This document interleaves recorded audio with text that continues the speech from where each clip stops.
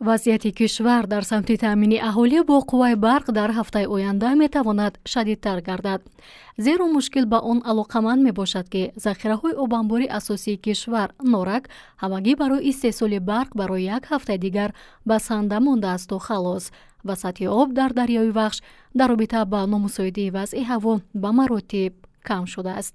Хабарнигорони кишвар рӯзи 3 апрел бо вазъи кунунӣ дар нерӯгоҳи барқи оби норак шинос шуданд.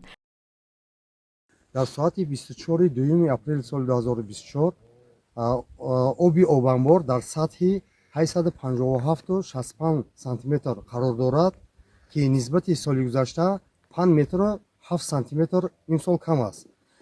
аз ҳисоби маълумотое ки дар худи нерӯгоҳ ҳаст, дар 12 соли охир сатҳи оби обанбор дар ин сатҳ қарор надошт. яъне ки нисбати 12 соли охир сатҳи оби обанбор аз ин сатҳ баландтар буд.